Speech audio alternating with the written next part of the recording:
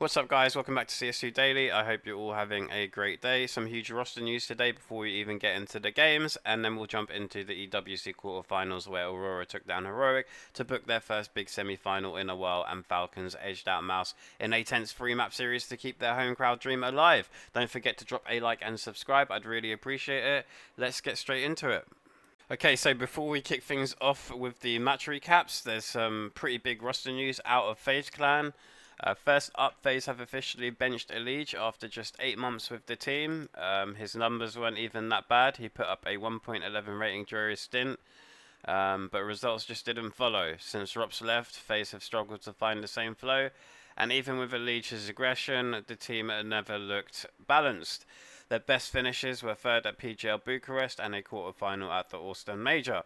But after 3 straight early exits at Cologne, Blast Bounty and EWC, the org clearly felt something had to change. And that change came quick. Just an hour later, FaZe post this, and it's the announcement of the signing of Jacob from Betclic. The 21-year-old Polish rifler has been building his reputation in Tier 2 over the last couple of years, and he's already been hyped up as one of the hardest hitters coming through.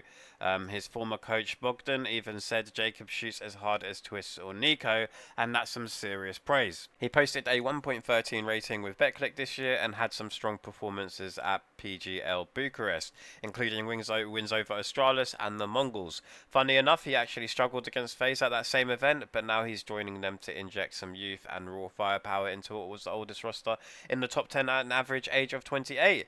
So, as it stands, FaZe's lineup is now Carrigan, Rain, Frozen, Brokey, and Jacob, with Neo still coaching and EliGE moving to the bench. Me personally, I'm not too fond of this decision. I thought EliGE was a really, really great player, one of my favourite players in the league. So to see him benched is kind of sad for me. I didn't really feel like he was a problem at FaZe, but that is just my own personal opinion. I could be wrong. Really interested to see what you guys think in the comments below. But yeah, I don't feel like this was a good move, man. Really intrigued to see what happens with EliGE now. I really feel like he was NA's last hope. But yeah, we'll just have to see. Okay, so we kick things off with Aurora taking down HEROIC 2-0 to reach the Esports World Cup semi-finals, their first big top 4 run since PGL Astana. This series had a couple of big storylines around it, mainly that it was the last ever game for Tanir in a HEROIC jersey before he joined Spirit, and also that Aurora finally looked like they're piecing it together after that rollercoaster of a FaZe series earlier in the week. Mirage started off with HEROIC nearly pulling off one of the craziest pistol clutches we've seen in a while, with Tanir almost 1v5ing in run 1, but from there it was all Aurora. Xantarez was on fire, dropping 21 kills in the half with 165 ADR, as Aurora stormed to an 11-1 lead. They did stall a little on map point when HEROIC finally strung some rounds together, but Aurora shut it down with a clean A split to close it 13-7. That leads us to Dust 2, which was much more competitive. Aurora raced ahead 5-1 before HEROIC rallied to tie it 6-6 at the break, with Alcarin and Woxic showing real impact for both sides. The second half went back and forth, HEROIC even finding themselves up 11-10 and looking like they could force a decider. But Aurora's firepower shone through when it mattered most. Woxic and Xantarez combined for back-to-back retakes, and then they capped it off with a 3v5 win in the final round to steal Dust 2 13-11 and wrap up the series 2-0. Xantarez finished as the top performer with a 1.39 rating and a plus 13, while Woxic wasn't far behind at a 1.35 rating and also a plus 13. On the HEROIC side, Tanir went out swinging, dropping a 1.28 rating in his last showing for the squad, which leads us to Falcons versus MOUZ, and Falcons are through to the Esports World Cup semi-finals after a tense 3-map battle against MOUZ, taking it 2-1 with wins on Ancient and Nuke while dropping Inferno in the middle. Ancient kicked things off, and early on it looked like MOUZ were going to set the tone with Jim Fat holding strong on A and cutting down pushes. But Falcons found answers in the mid-rounds.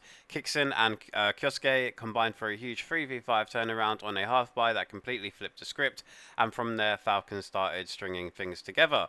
Monacy chipped in with a slick triple to secure a post-plant and even hit a stylish 1v2 clutch to close the half. On the CT side, Spinks opened with a pistol 4K, and then it was Kyosuke and Kixon again making the difference in late rounds. Falcons ran away with it, closing Ancient 13-9, and then on Inferno, Falcons fell back into some bad habits. They kept squandering advantages and repeatedly fell victim to MOUZ's force buys. Brolin was finding impact, bleeding out the clock. Jimfat was opening rounds with big plays, and Torzi really stole the spotlight, hitting a triple, then later a huge quad kill to shut down B.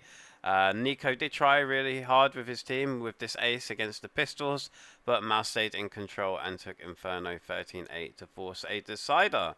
And that left us on Nuke, where Falcons came out flying. Kioske dropped 4 kills in the pistol to kick off a 7-0 start, and alongside Kicksin they kept winning clutch situations to keep MOUZ at arm's length. MOUZ showed some fight with Zershin finally having a round and Torzi continuing his hot streak, but the gap was too wide. The game nearly slipped away again when Falcons lost to yet another force buy, but Monacy saved them with a clutch 1v2 before Kicksan and company shut the door with pistols to close it 13-10. Absolutely crazy series we had here. Stat-wise, Kioske stood out with a 1.22 rating in his first big semi-final run, while Kicksin was right there with him, clutching up when it mattered. On the MOUZ side, Torsi was immense, finishing with a 1.48 rating and 57 kills, but it wasn't enough to stop Falcons from booking a semi-final date with Aurora. Really impressive stuff from Falcons. Looks like they've got out of their little groove. Tessis with a really bad performance here, -25 and a 0.7 rating. So before we wrap this up, this is the bracket thus far.